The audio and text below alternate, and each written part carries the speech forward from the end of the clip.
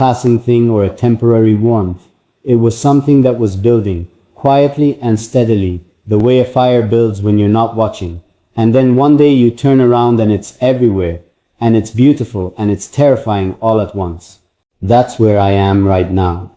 Staring at the fire I didn't fully realize I had started. And it has your name written all through it. There are moments I keep coming back to. Moments I've replayed in my mind so many times that they feel like memories I can hold in my hands. Small moments, quiet moments, the kind that don't seem significant when they're happening, but somehow they're the ones that stay.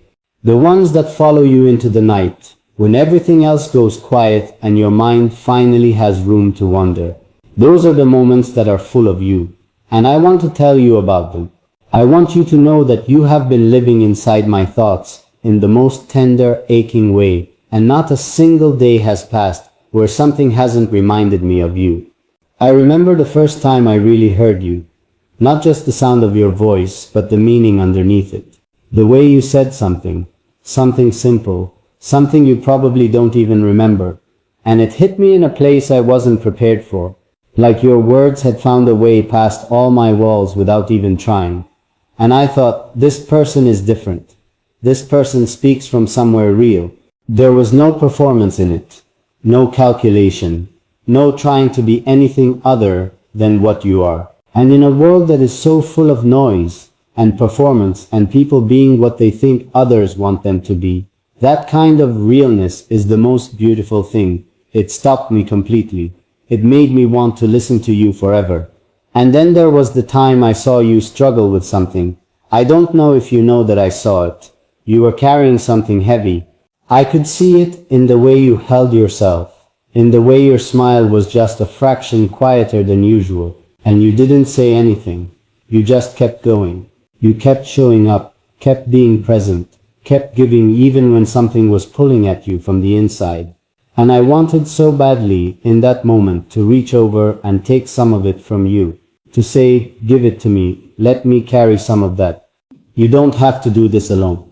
I didn't say it, I held it in, the way I always do. But I felt it so deeply. I felt protective of you in a way I didn't know I was capable of feeling. That's when I started to understand what this really was. Because it wasn't just that I thought you were beautiful, though you are. It wasn't just that I loved talking to you or thinking about you. It was that I wanted to protect you. I wanted your days to be lighter. I wanted the weight you carried to be shared, halved, lifted, wherever I could lift it. I wanted to be the person who stood between you and anything that tried to hurt you. And wanting someone's peace and safety and ease more than you want your own comfort. That's not just a feeling. That's something deeper. That's something I don't have a small word for. Can I tell you something that might sound strange? I talk to you sometimes, not out loud, not in a way anyone would see, but in my head. When something happens, something funny, something sad, something that surprises me, my first thought is always to tell you before anyone else. You are the first place my mind goes. Like you have become the person I want to share my world with. Even before I ever told you that. Even before you knew. Is that too much to hear? Maybe, but it's true. And I made a promise to myself that this time I would only say true things. I want to tell you about the version of you that I think about most. It's not the version you present to the world, though that version is wonderful. It's the version that exists in the quiet spaces. The you that exists in the in-between moments. When the lights are soft, and the day is winding down, and you're not performing anything for anyone. The you that gets tired. The you that gets overwhelmed. The you that has questions about herself that she hasn't answered yet. The you that hopes, quietly, privately, persistently, hopes. That's the version of you I think about. That's the version I want to sit with. That's the version I want to look at and say, I see all of this. Every complicated, unfinished, searching part of it. And I am not going anywhere, because here's something I need you to really understand. I'm not in love with an idea of you. I'm not holding on to some perfect, polished version that I built inside my head. I know you're human. I know you have hard days and bad moods and moments where you feel like less than you are. I know you've been hurt before. I know you have places inside you that are still healing from things that happened long before I came along. And none of that scares me. None of that makes me want to step back. If anything, it makes me want to step closer. Because I don't want the easy version of knowing you. I want the whole thing, the full picture. All the light and all the shadow and everything in between. I think about what it would feel like to really be there for you. Not in a big, dramatic, movie kind of way, in the small, daily, consistent kind of way. The kind that actually matters. I think about what it would feel like to be the person who makes you tea without being asked.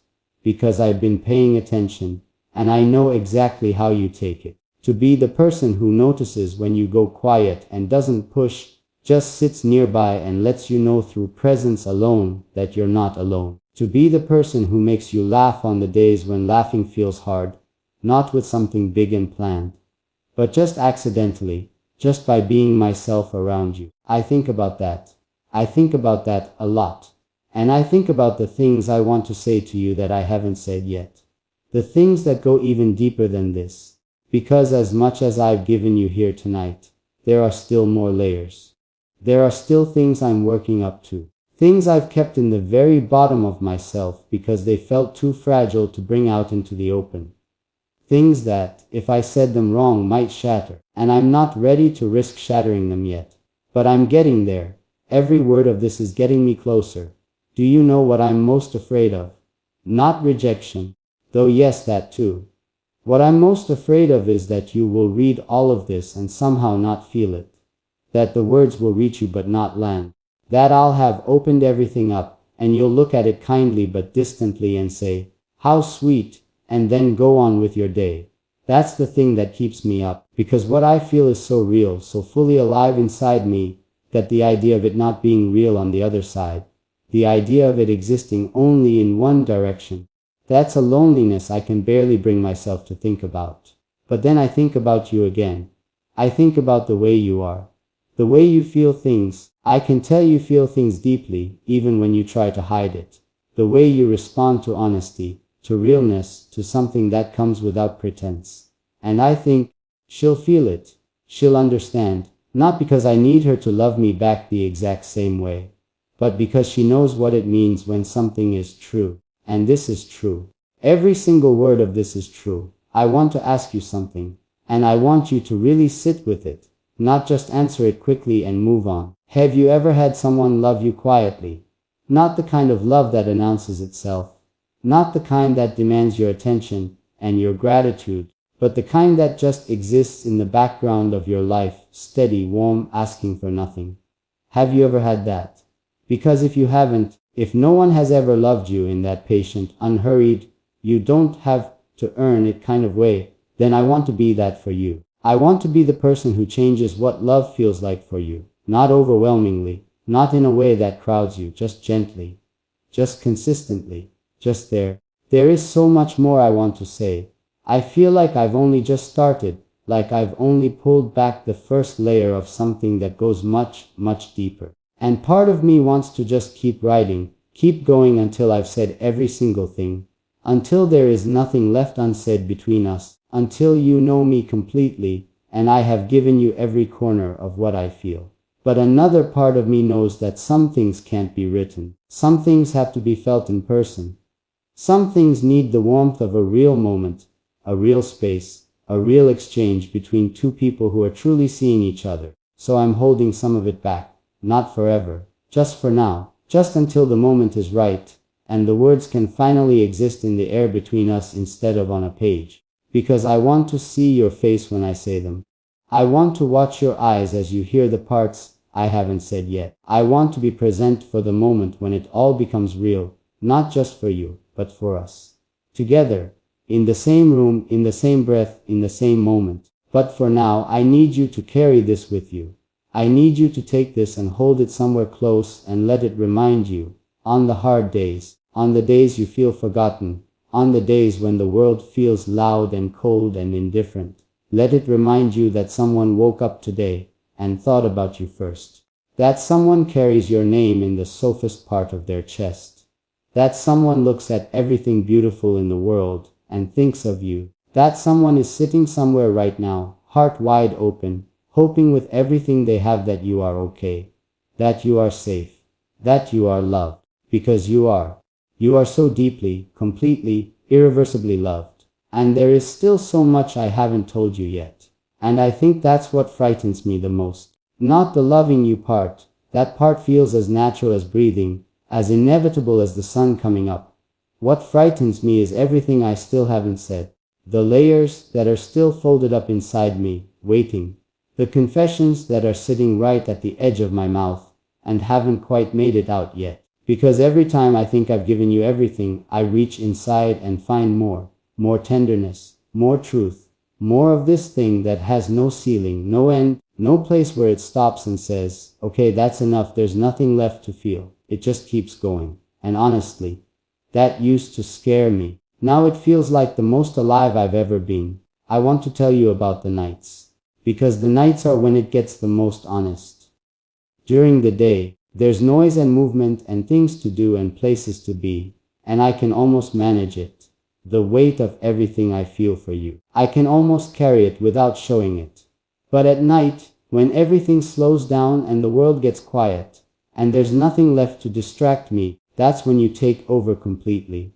That's when every feeling I've been holding back during the day comes flooding in all at once.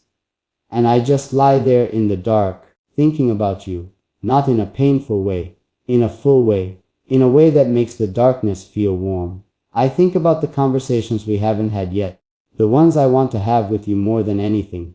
Not the surface level conversations, not the small talk and the pleasantries and the safe topics, the real ones. The ones that start somewhere innocent and somehow end up in the deep end before either of us realized we were swimming. The kind where you say something and it opens a door in me I didn't know was there. The kind where we're both saying things we've never said to anyone else. And the night gets later and later and neither of us wants to